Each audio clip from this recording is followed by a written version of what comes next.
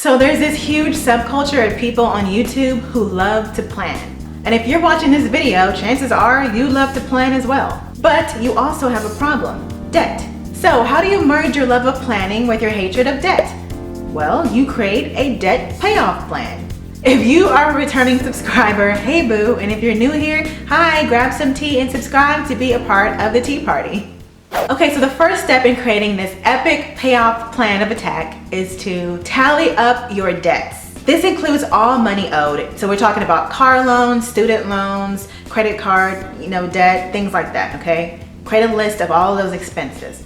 Also on that list, make sure that you include the name of your lender, the total amount owed, your interest rate, and your minimum payment due each month. And then just so you have everything in one place, you can also include the contact information for your lenders or any other pertinent details like, terms, fees, things like that. Now, there are two different plans of attack to choose when tackling debt. There's the debt snowball payoff method, and there's also the avalanche method. The debt snowball effect deals with paying off debt based on the balance. So essentially, you start with the smallest amount and then you work your way up. So the biggest advantage with the debt snowball effect is that you enjoy your wins earlier. It's very satisfying to pay off your first debt, so when you start doing this earlier in the game, you're more likely to keep the momentum going. Now the downside of the debt snowball effect is that you may end up paying more on interest. Now with the avalanche debt payoff method is that you focus on paying off the debts with the highest interest rate first. So once that first debt is paid off, you take the money that you've been putting towards it toward the debt with the second highest interest rate, and then so on and so forth.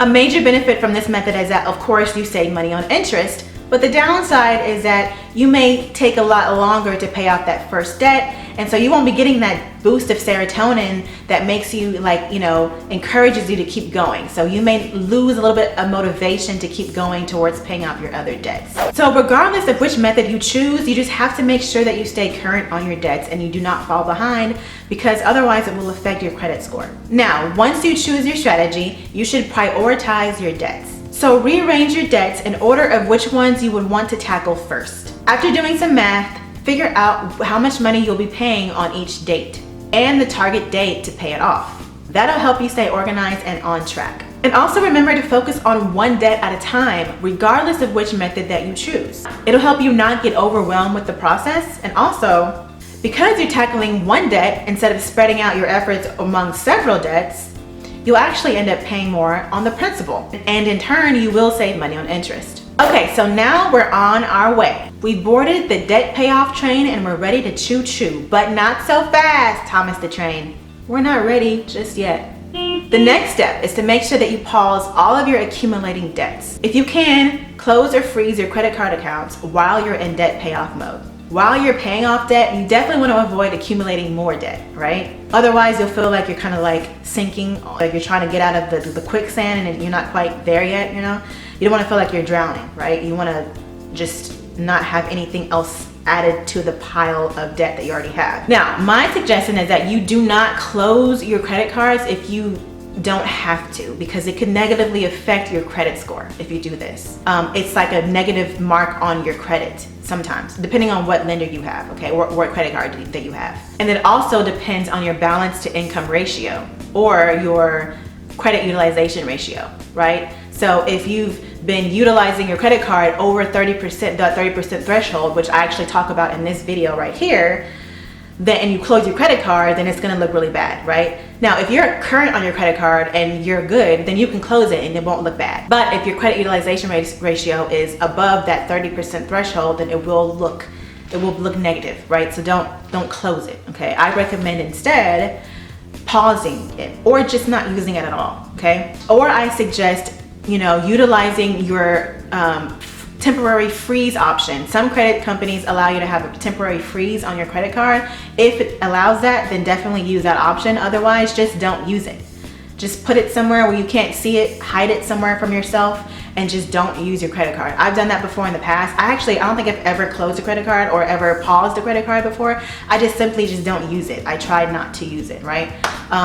So just that way you're not accumulating any debt. And if you are, above that 30% threshold with your credit utilization, just make sure that you get current on it if you can, pay off as much as you can on it, and then just leave it away. Just leave it somewhere else and hide it from yourself.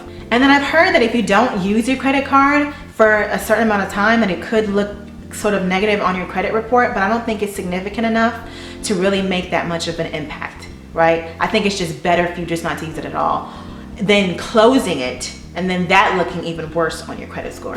Also, when you're embarking on this journey, you should slash as many expenses as possible. You can cut down on your grocery budget, or not going out to eat as much. However you're spending your money in different ways that are unnecessary, cut down on those things so that you have more money to pay towards your debt. You can also think of ways to bring in more money. I talk a lot about starting side hustles on my channel. This can definitely help speed up your payoff process. If there's something that you can do on the side to earn a little extra money, then do it. And then commit to any extra cash you receive, commit that to paying off your debt, okay? So if you get a raise from your job, or you get promoted on your job, then definitely use that extra money towards your debt. Next thing to do is to order a credit report. This is something that I don't think I did during my payoff journey because I was just so focused on paying off the debt, but this is very good, okay? Because it helps you keep track of everything. So you want to keep track of your credit, as you're paying off debt, because it will end up improving your credit score.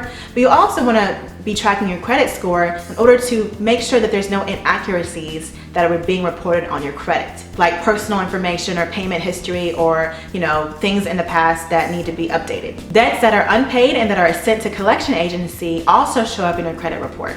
And then you'll be able to see which agency the debts have gone to. There's lots of free websites to order a credit report, but you just want to make sure that you're ordering one from the 3 major credit bureaus. So you've got TransUnion, Experian, and Equifax. Those 3 are the ones that you want to make sure that you're getting your credit for, because all 3 scores will be a little bit different, but they'll have different items listed on the reports. So it's important to look at all 3 of those, okay?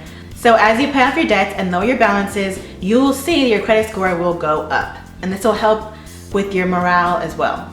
Now, another thing that you can do on your journey, and it might sound intimidating, but it's to contact your creditors. So when talking to a rep from your lender, you can actually work with them for a repayment schedule and possibly negotiate for a lower interest rate or pay a lower amount than you actually owe. This is something that you can do if you call them. And I've done this before myself. So it works, okay? Because honestly, it helps both of you guys out. They want to get rid of the debt just as much as you do. Also, negotiating with collections agencies in the same manner will help you as well. And then you just want to contact the agencies directly, find out what the agencies have your debts, if it's been sent to a collection agency, and just negotiate with them a payment schedule, and also see if they will be willing to lower that original balance. So again, lenders just want to get rid of the debt, so they'll be willing to work with you on negotiating an amount that's a little bit lower than how much you originally owe. Okay, so that's the gist of the plan. We're all aboard, and now the train is moving, okay? Now, there are other things that you can do to increase the pace of your debt payoff depending on the type of debt that you have. I have videos on mortgage payoff, student loan payoff, car note payoff. All of these videos go into the details of what to do to pay off each one of those a little bit faster, okay? So if you want to check those out, I'll leave them in the description. And let me know in the comments if you are on this journey, and let me know how it's going so far. If you got some value from this video, throw me a like. And if you want more content like this about personal finance, building wealth, generational wealth for you and your family, go ahead and subscribe and hit that bell to be notified when I drop my latest video. Help your girl out. And until next time, friends, bye.